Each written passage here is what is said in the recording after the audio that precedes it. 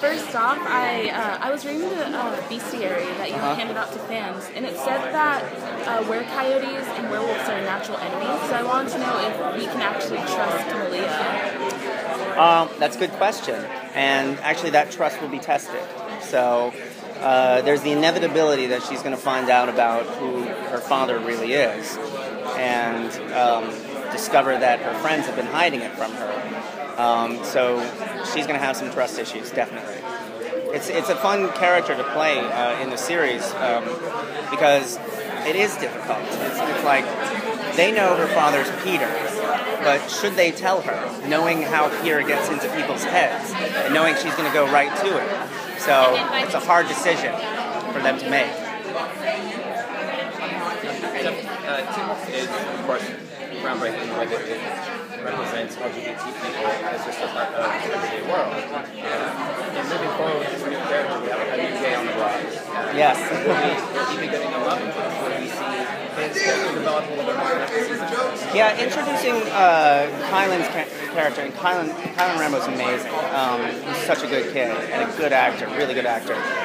We didn't want to introduce him immediately as the gay kid. We wanted to introduce him as friends with Liam, and we're going to get to know him a lot better. And it's actually his scenes with Colin was really good. We have upcoming scenes with her as well, and he gets a little into the action.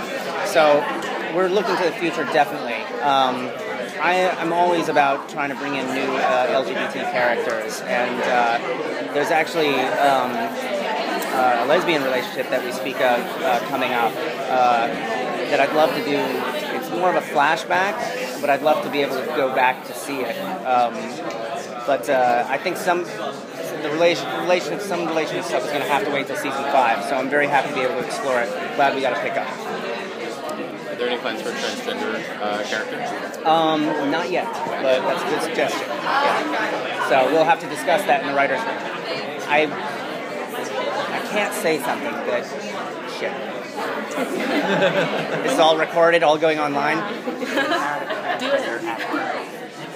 We had a transgender actor, but I'm not allowed to say it. Okay. So please don't put that on. Yes, exactly. I love that, by the way. That looks awesome. Great. Yeah. It gets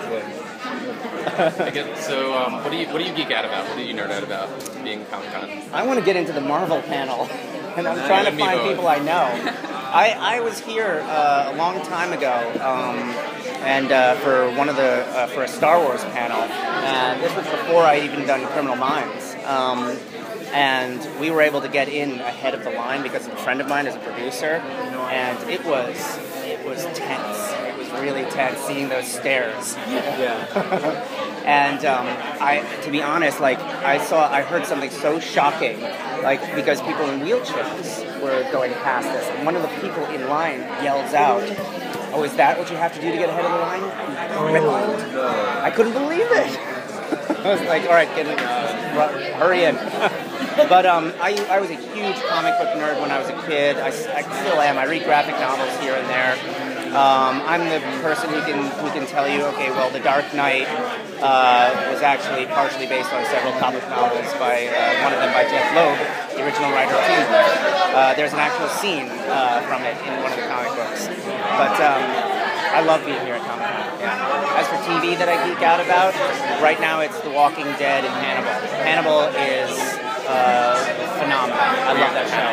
What's that? Were you the Hannibal Fannibal? No, I wasn't, but I said hi to Brian Fuller, who's a friend of mine. And we actually might try to hang out this weekend because we're both here till Sunday. How does it feel writing, that you've secured for another full season and a lot of episodes? It's very gratifying. It's daunting at the same time. One of the reasons I got into cable was to write less episodes. You write 12 episodes and you feel like you just have so much more time. And the other thing is our post-production process is so heavy that what we're able to do during post-production is go back and do reshoots. If I don't like a scene, we can reshoot it. If we feel like there are pickup shots to be done, we can go do that. We'll probably have 2 days of pickups for this season just to get shots we didn't have time to get. but doing 24 episodes was extraordinarily difficult. And actually, what was even more difficult was we had only 6 weeks in between the end of production and the start of production on season 4. So it actually felt like doing 36 episodes. At a certain point, Ian Stokes looked at me, and Ian and I co-wrote several episodes this season. He looks at me, he's like, "Oh my God, I think we're going to do this." It was around episode 10, I think. So we were surprised we finished alive. It's hard. And we found out that Parrish is on the Deadpool. Yes. Is he a new supernatural creature, or is it something we've seen before? I'll hint that he's new. Definitely hint because I did at that table. So you guys get it too.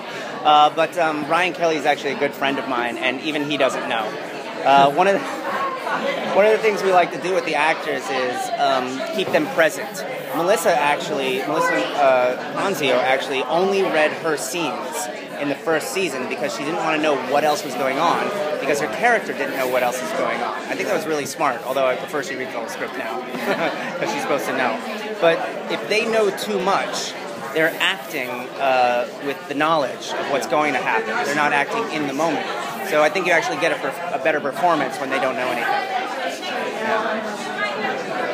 Like, there's a lot of mythology and supernatural creatures, and I feel like every season kind of amps up even more. Like, just wondering how you keep it and your writers keep it all together in your head. Like, do you have a Bible? Do you have like some giant wall mapping out everything? Yeah, what's your process? Well, we do a different system on this show because I come from the world of IT, so everything's on a computer for me. I'm not crazy about whiteboards, although we have whiteboards.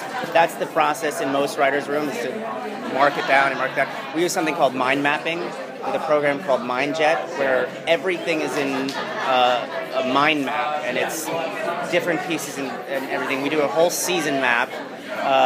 Ideas on characters, ideas on new creatures, ideas on new assassins or new bad guys, and we keep everything in that, and each episode has its different map as well.